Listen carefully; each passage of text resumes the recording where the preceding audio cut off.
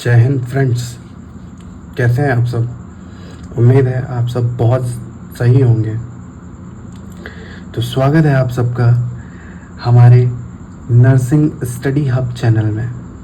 अगर आप सबको मेरी वीडियोस पसंद आती हैं तो प्लीज़ चैनल को सब्सक्राइब करिए, लाइक करिए और कोई भी डाउट बचता है तो आप प्लीज़ कमेंट करिए। आज हम लोगों का टॉपिक है एमएसएन का अस्थमा। अस्थमा क्या होता है, व्हाट इज अस्थमा। तो हम लोग अगर इसको नॉर्मल वे में पढ़ेंगे, ठीक है, तो हम लोग यही चीज़ जानने की कोशिश करेंगे कि तो इसमें जो होता है वो मेन कॉम्प्लिकेशंस होते क्या हैं। तो इसमें सबसे ज़्यादा जो मेन कॉम्प्लिकेशन होता है वो होता है हमारा ब्रोंकाइटिस, जो हमने पिछली वीडियो में अच्छे से एक्सप्लेन करा है। इसकी मैं एक वीडियो और बनाऊंगा ब्रोंकाइटिस की, लेकिन इसमें हम लोग अस्थमा के बारे में जानने की कोशिश करेंगे कि ये होता कैसे है। अस्थमा को जानने से पहले हम लोग ब्रोंकाइटिस को जानना बहुत ज़्यादा ज़रूरी है। क्यों, उसका रीज़न अभी आप लोग समझेंगे। तो इसका जो डेफिनेशन है वो क्या कह रही है। Asthma is a chronic lung disease that inflammation and narrow the airway characteristic by wheezing sound नहीं लिखा उसमें, and difficulty in breathing। तो ये क्या कह रही है इसकी डेफिनेशन। यह एक लंबे समय तक चलने वाली बीमारी है या लंग्स को इफेक्ट करती है। इसमें जो एयरवे होते हैं या जो ब्रोंकियल ट्यूब होते हैं, ठीक है, उसमें क्या होता है, इन्फ्लामेशन होता है। दूसरा वो न्यूरो विंग हो जाते हैं, ठीक है। इन सब की वजह से जो पेशेंट होता है उसमें हमको लक्षण देखने को क्या मिलते हैं। पहला लक्षण हम लोगों को क्या देखने को मिलेगा, उसमें व्हीजिंग साउंड प्रोड्यूस होगा।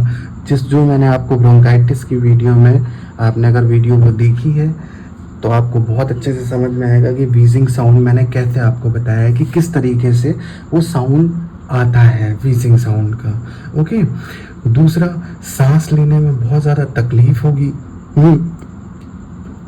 क्यों, क्योंकि उसमें इन्फ्लामेशन हो रखा है, ठीक है। जो ब्रोंकियल ट्यूब होंगी उनमें इन्फ्लामेशन हो रखा होगा, स्वेलिंग हो रखी होगी। कहाँ पे हो रखी होगी, ब्रोंकियल ट्यूब में। तो देखिए, सबसे पहले हम लोग ब्रोंकियल ट्यूब के बारे में जानने की कोशिश करेंगे, ठीक है। ब्रोंकियल ट्यूब का काम क्या होता है। ब्रोंकियल ट्यूब का काम ये होता है जो हमारी बॉडी में ऑक्सीजन पहुंचाने की काम करती है और CO2 को रिलीज़ करती है। तो ऑक्सीजन लेते टाइम पे अगर कोई भी हमारी ब्रोंकियल ट्यूब के अंदर इन्फेक्शन आता है तो वो क्या करेगा, यहाँ पे इन्फ्लामेशन करेगा, ठीक है। ये हमारी ब्रोंकियल ट्यूब है, ठीक है। इनमें क्या होगा, ब्रोंकियल ट्यूब में इन्फेक्शन हो जाएगा। इन्फेक्शन की वजह से क्या होगा, इन्फ्लामेशन हो सकता है। इन्फ्लामेशन मैंने रेड कलर से डिफाइन करा हुआ है, आप लोग जान सकते हैं, ठीक है।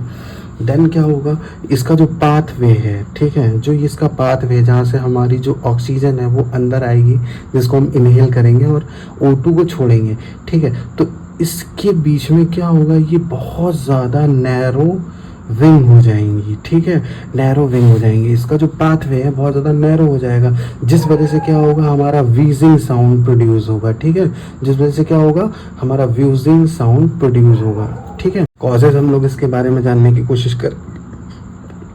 कॉज क्या है, पहली बात, अस्थमा और COPD का मेन कॉजेज कोई नहीं है, इसके सारे अननोन कॉजेज होते हैं, ठीक है।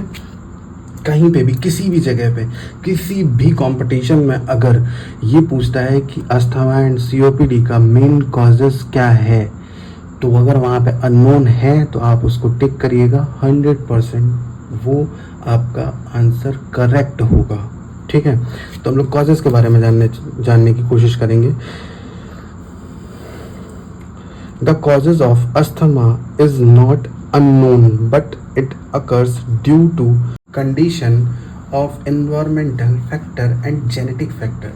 देखो, इसमें क्या होता है, जो अस्थमा का मेन कॉजेज होगा वो तो अननोन होता है, ठीक है, लेकिन इन्वायरमेंट फैक्टर हो सकते हैं। जैसे कि अगर हम लोग कहीं घूमने गए, ठीक है, कहीं का इन्वायरमेंट सही है, कहीं का नहीं सही है। जिस जगह का नहीं सही है उस जगह पे भी हमको अस्थमा होने के या सीओपीडी होने के चांसेस हो सकते हैं, ठीक है, या फिर जेनेटिक फैक्टर हो सकते हैं उसमें।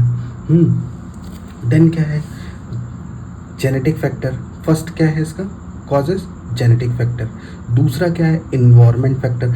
इन्वायरमेंट में क्या होगा, एयर एलर्जेंस, मतलब कहीं पे भी अगर हम लोग गए वहाँ की जो एयर है बहुत ज़्यादा पॉल्यूटेड है, ठीक है, बहुत ज़्यादा वहाँ पे मतलब पोल्यूशन है, उस वजह से भी हो सकता है।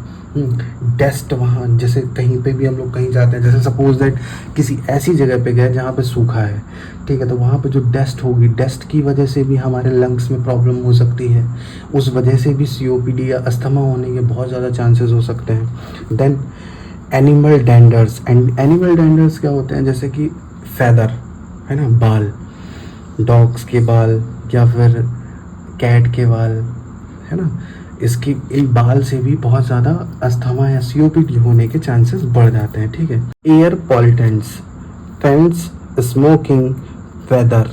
फेंस, स्मोकिंग तो आप लोग जानते ही होंगे। वेदर, वेदर मतलब कहीं पे भी अगर हम लोग गए, सपोज दैट कहीं पे भी, जैसे सपोज दैट हम लोग कार से चल रहे हैं, ठीक है, कार में एसी लगा हुआ है, एसी हम लोग फुल पे चलाया, देन उसके बाद में कहीं पे रुके, धूप है उस जगह पे, वहाँ का अंदर का टेम्परेचर 25 हो रखा है, बाहर का टेम्परेचर 46 हो रखा है, तो जो क्या होगा, वेदर चेंज होगा आपका, ठीक है, तुरंत वेदर चेंज होगा आपका, तो उस वजह से भी हम लोगों को दिक्कतें हो सकती हैं। फिजिकल एक्टिविटी, फिजिकल एक्टिविटी क्या, ज़्यादा वर्कआउट नहीं करना है, वर्कआउट करने से भी ज़्यादा प्रॉब्लम होगी, physical activities. Okay, sign symptom इसके जानने की कोशिश करेंगे। देखो अस्थमा में क्या होगा, किसी के भी अगर साइन सिम्टम्स हम लोग जानने की कोशिश करेंगे तो उसमें क्या होगा, शॉर्टनेस ऑफ ब्रीथ, मतलब जो भी पेशेंट होगा उसमें क्या होगा कि उसको ब्रीथ तो हो रही होगी लेकिन बहुत ज़्यादा शॉर्ट, मतलब तेज तेज से ब्रीथिंग कर रहा होगा, ठीक है। देन चेस्ट टाइटनेस, जो उसका चेस्ट होगा बहुत ज़्यादा टाइट होगा, ठीक है। कग मतलब कफ आएगा, ठीक है, कफ आएगा। देन वीजिंग साउंड, ठीक है, वीजिंग साउंड मैंने आपको बताया ही है क्या होगा, ठीक है। एक्सेसिव म्यूकस का प्रोडक्शन बहुत ज़्यादा होने लगेगा, ठीक है। अदर सिम्टम्स में हम लोग देखेंगे, अदर सिम्टम्स में क्या होगा, रेस्टलेस, ठीक है, पेशेंट को रेस्ट नहीं मिलेगा बिल्कुल भी, ठीक है, कॉन्शियस पेशेंट हो सकता है, हाइपॉक्सिया हो सकता है पेशेंट को, ठीक है। हाइपॉक्सिया कैसे होता है, ब्लड की कमी से, मैंने लिख भी रखा है, ठीक है, ब्लड की कमी से हाइपॉक्सिया भी हो सकता है। Difficulty in talking and walking, मतलब जो पेशेंट होगा उसको चलने में भी दिक्कत होगी, ठीक है, बात करने में भी दिक्कत होगी। डायग्नोस्टिक एवल्यूशन में हम लोग क्या करेंगे, सपोज दैट किसी भी पेशेंट को हम लोग अगर किसी भी पेशेंट का डायग्नोस्टिक एवल्यूशन करेंगे तो फर्स्ट टाइम पे हम लोग क्या करेंगे, हिस्ट्री कलेक्शन करेंगे, देन फिजिकल एग्जामिनेशन करेंगे, दूसरा स्पायरोमेट्रिक करेंगे। इस टेस्ट में जो मेडिसिन से पहले और बाद में करते हैं, ठीक है। देन उसमें क्या करेंगे, चेस्ट एक्सरे करेंगे, एलर्जी ब्लड टेस्टिंग करेंगे उसकी, ठीक है, एबीजे एनालिसिस करेंगे हम लोग, ठीक। देन हम लोग क्या करेंगे, मैनेजमेंट में गोल जो होगा हमारा बेड रेस्ट होगा, उसका प्रोमेट होगा, ठीक है। आप ये चीज़ देख लीजिए एंड हमारा टॉपिक ख़त्म हो गया। ओके, अगर इस टॉपिक में अगर आपको कोई भी डाउट रह गए हो तो आप प्लीज़ कमेंट ज़रूर करिएगा। जय हिंद।